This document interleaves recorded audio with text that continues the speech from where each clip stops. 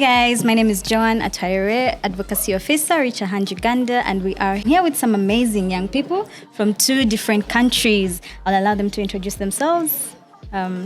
You can go first. Okay. Right. My name is, thank you for having us. My name is Dolaman Natse from Kenya. I work at the Center for the Study of Adolescents in Kenya, which is part of Right Here, Right Now coalition in the country. Nice to have you, Dolaman, right? Yeah. That's a very cool name. I actually thought it was a nickname, but My actual name. Nice to meet you, Dolaman. Yes, thank you. Thank you for having us here. My name is Mara Villanueva. I'm from the Philippines and I work as a monitoring and evaluation expert at RNW Media. So it's a consortium partner of for the Right Here Right Now consortium partnership. Nice. And we can all see, it's so interesting to have young people in these spaces taking up big positions, We have an M&E expert, advocacy, programs officer. Can you imagine? This is a very empowered life that we are living as young people. So we are currently speaking SRHR, And in the context of Kenya, let me start with Dawn. Yeah. In the context of Kenya, describe the situation of SRHR to young people in Kenya. Yeah, as the context of sexual reproductive health and rights in Kenya, as we stand today, the May month of 2025, is that we are progressing, however, facing some hurdles currently. The single word would be progressing. Yeah. Nice. But as it stands right now, we are facing some hurdles when it comes to policy issues.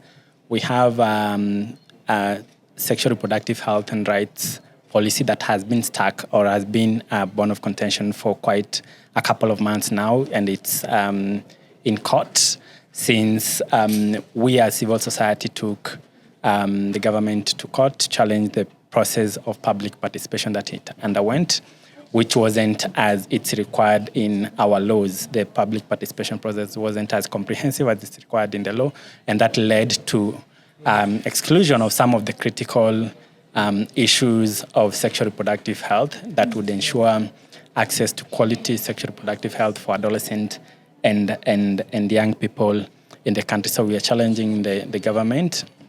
But in other areas, we are quite progressing well, and we appreciate the work that has been put or has been done by Right Here, Right Now coalition and other sexual reproductive health and rights players in our country.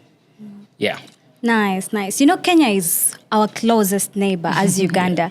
And looking at the situation that is in Uganda on SRHR, and the word I've gotten from Kenya is progressive. That's a question mark for us Ugandan advocates. There is something to learn from our neighbors. Back to you, Mara. Tell me, what is the situation like back home for a young person, SRHR? Describe the situation that is there.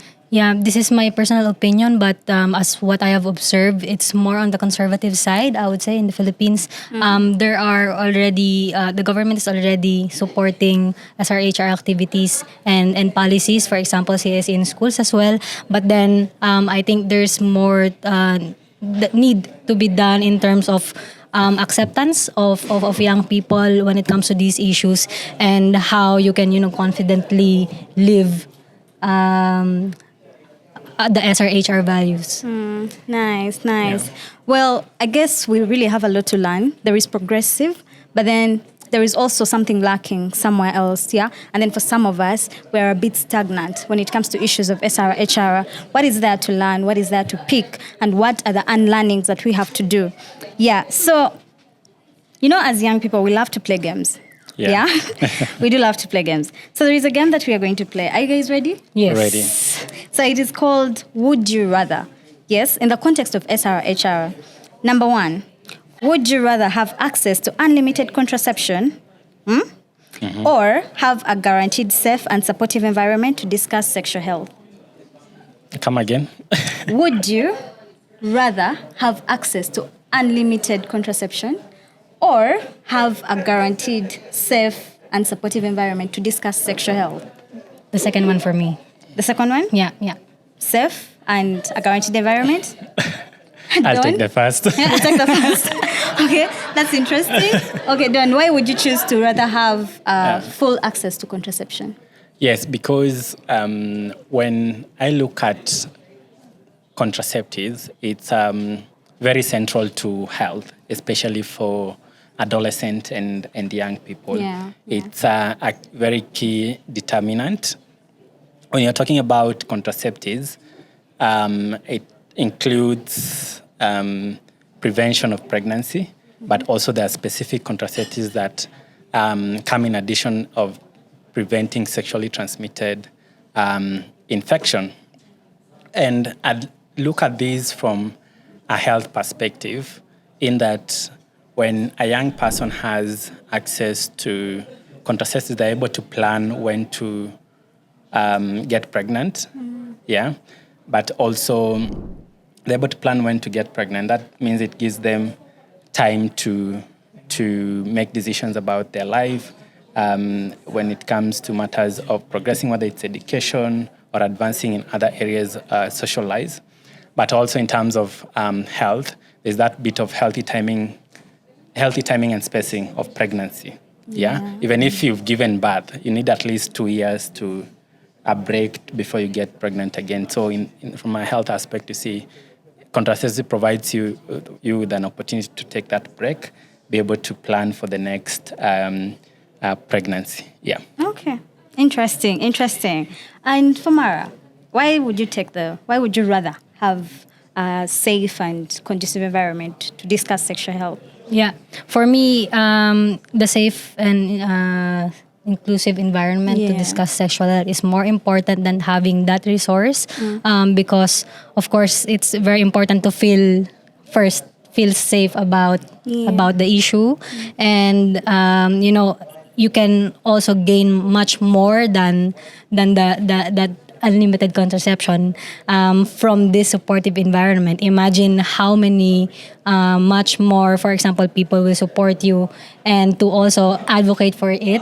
So that's why I chose it. But yeah. Yeah. I mean, sense. if we look at both sides, they are all valid. Yeah, all we need Christian. full access to contraception, but at the same time, as young people, we need the safe environments to discuss sexual health.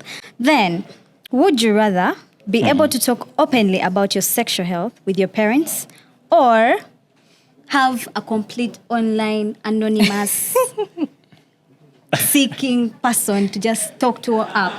What would you rather choose? Talking with my parents, Talking with your parents? and having an online And having an between- anonymous online buddy. platform that you can talk to. What would you rather? Mara? For me, in my early stages of being youth, I think I would choose the online one. But then now realizing, and being more aware and open to my parents about it, I would say that I would choose discussing it with my parents, because, of course, information in the internet, I'm not sure if it's accurate Yeah. or whatever. But then I trust, of course, the main source from my parents, like what they experience about it. So, but yeah, there's a difference between the younger me and being now. Yeah, that actually brings me to something that beats my understanding sometimes. Yeah, for many of us, especially girls, our younger selves would rather speak to an online anonymous platform about sexual health than our parents. But the more we grow, we are more profound to our parents. Does that give a question to proper parenthood in our communities? Don, what would you rather? I'd rather have the anonymous, and the reason is specifically for our context, or the context of the country that I come from. Yes, the parents there's that bit of trust which is very, very central to this provision of information. Parents are the ones who love us, and they'd want to give us they would want the best for us. But the way this information is being provided by the parent is the problem. The parent will only provide prohibitory information, like don't do this is it bad. But they're not touching on the critical bits, like going a bit in depth to discuss why, to discuss things like pleasure. But you see, for online, and I'm anonymous, we can go as deep as possible. Good point. So the bit of parent comes in there, like the way we do the parenting. There is a lot of use of cautionary approach rather than just providing comprehensive information. Yes, you provide with love, but the way of provision is the problem. So I'd go with anonymous. Yeah, actually, it brings me back to the discussion that is up and down, AI, yeah? Yes. So if you realize most of the young people today, we actually are more profound in platforms like ChatGPT. Yes. ChatGPT is now a therapist, you know? I mean, it is literally a therapist. can talk to me. Exactly. So it also brings us back, you know? Can we actually use these anonymous platforms to comprehend the issues of SRHR? Can we use them to give out more information? Yeah. So this discussion, literally, it is bringing a number of things to our attention: parenthood, digital platforms, and so many others. Yeah. And as young people, I'll just close with a very crazy question. And actually, you see, in our country, we have this platform called Love Matters. It has millions of followers. Yeah. And it's a platform where we have raw conversations about things related to sexual reproductive health. Like we talk about sex as raw as it is. And the good thing, it's an anonymous platform that you can contribute, you can participate. They put posts and information or questions, and young people come at the comment in their millions and contributing to those posts, discussing. And then at the back end of the Love Matters Facebook page, the people who are operating, who have accurate information around that specific topic, they're usually able to go and interact with those in the comments and provide clarification where need be. You see, that's a safer and easy way to go around. Yeah, actually, I think that is something maybe one of us could adapt to, you know. It sounds innovative and more confident. Yes. It promotes confidentiality, you know. So as young people, what is that one message that you would love to leave out? Something that maybe you would love something to be done in your country for your context of the SRHR situation to the young people, for it to become a bit better. From your own words, what would you... Yeah, sure. Now that the issue or AI is on the rise and, intersecting it to SRHR, I think it's very important for young people to be more cautious, more aware on how to use it properly. Because, of course, I think it could be into an advantage to really use or really take advantage of AI to help us improve our understanding about SRHR. But yeah, it comes with a caution because there are also ethical considerations when we talk about the use of AI. So let's be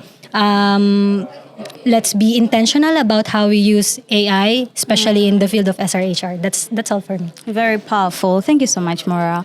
Don, tell something that you would love. For me is for us to realize that, and this is to all generation from the youngest, Gen Z and millennials, is for us to realize that sexual reproductive health information is life-saving information. It's a very key determinant.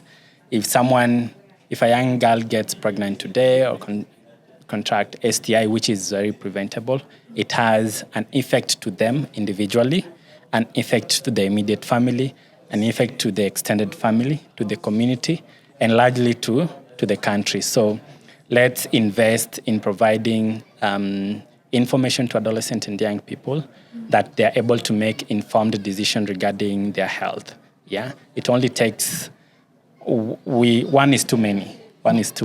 Yeah. Nice.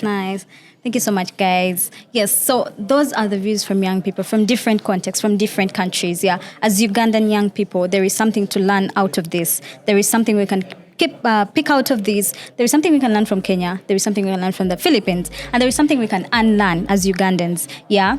Thank you so much, guys, for joining us on this podcast. It was very wonderful to have you. And till next time, peace out.